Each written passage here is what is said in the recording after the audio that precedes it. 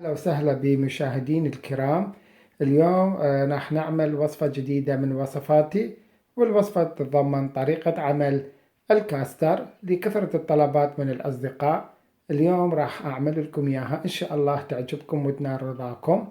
لو حبيتوا الوصفة لا تنسون الاشتراك بقناتي على اليوتيوب الشيف عامر، وعمل أيضا شير للفيديو حتى الكثير من الأصدقاء والأحبة يستفادون من هالفيديو وطريقة العمل.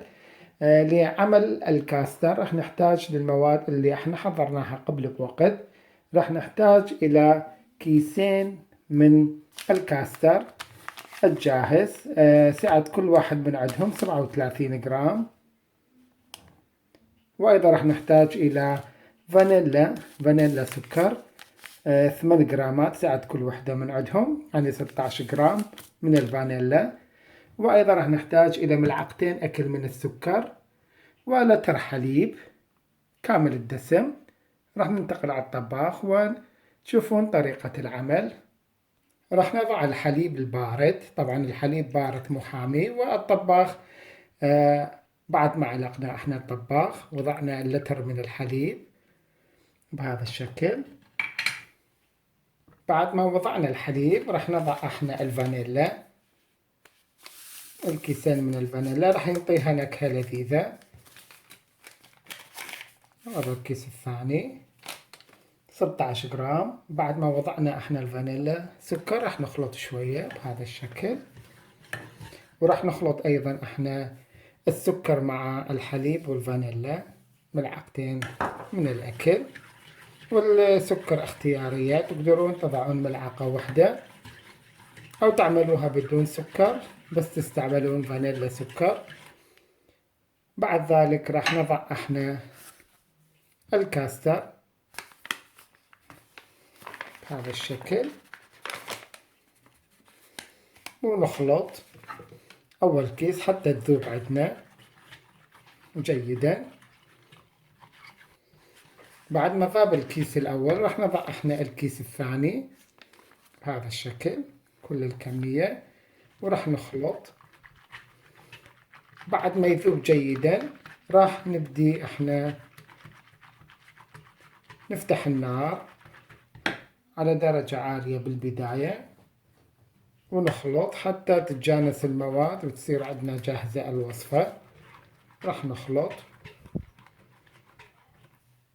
راح نبدي نخلط لمدة 7 إلى 8 دقائق حتى تصير عندنا الوصفة جاهزة، حتى تثخن عندنا. راح تشوفون بعد ذلك شكلها النهائي.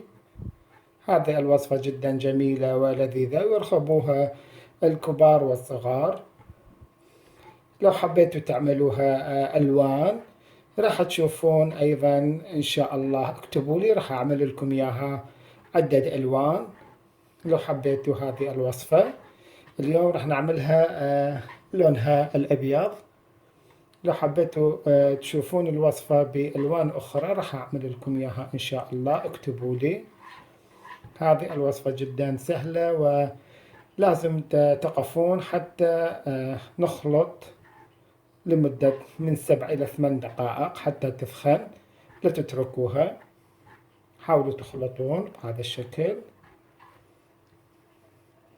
حتى تصير جاهزة.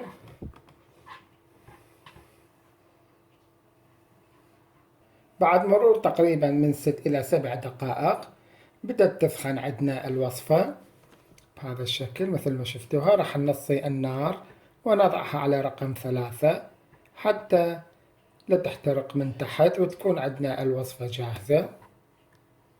راح نبدي بعد دقيقة أخرى نخلط حتى تثخن عندنا. بدأت تثخن وخلصت ال8 دقائق صارت عندنا جاهزة وثخنت عندنا الكاستر.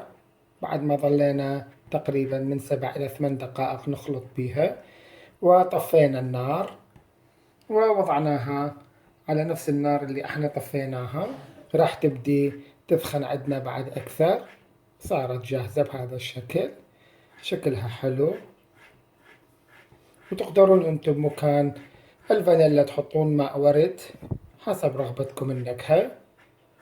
هذا شكلها صار ثخين. راح ننتظر تقريبا 7 إلى 8 دقائق تبرد، وراح نصبها بالكاسات وراح تشوفون الشكل النهائي. إن شاء الله تكون هذه الوصفة عجبتكم ونالت رضاكم أحبتي المشاهدين. هذا قوامها، راح نبدي نصبها. حضرنا الكاسات وراح نبدي نصب الوصفة وتشوفون شكلها النهائي بهذا الشكل بالكاسات حتى تمتلئ الكاسات. طبعا هذه الوصفة جدا جميلة ويحبوها مثل ما قلت لكم الكبار والصغار.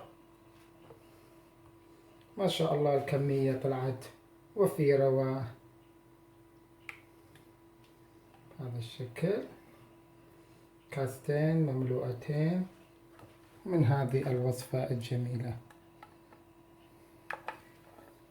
راح ننتظر بضع دقائق تبرد. بعد ما صارت جاهزة وبردت عندنا قليلا راح نزينها احنا بالمكسرات اللي احنا نحبها بهذا الشكل، وأخرى أيضا. طبعا هي حسب الرغبة التزيين، وراح نضع كمية من الكشمش بهذا الشكل حتى ينطيها شكل جميل. وصارت جاهزة عندنا هذا شكلها بعد ما كملناها. طبعا حبيتوا تتناولوها باردة أو حارة حسب رغبتكم.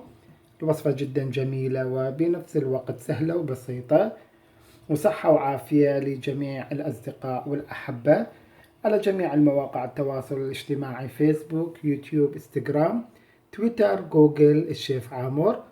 راح تشوفون هذه الوصفة الجميلة هناك وأيضا طريقة العمل.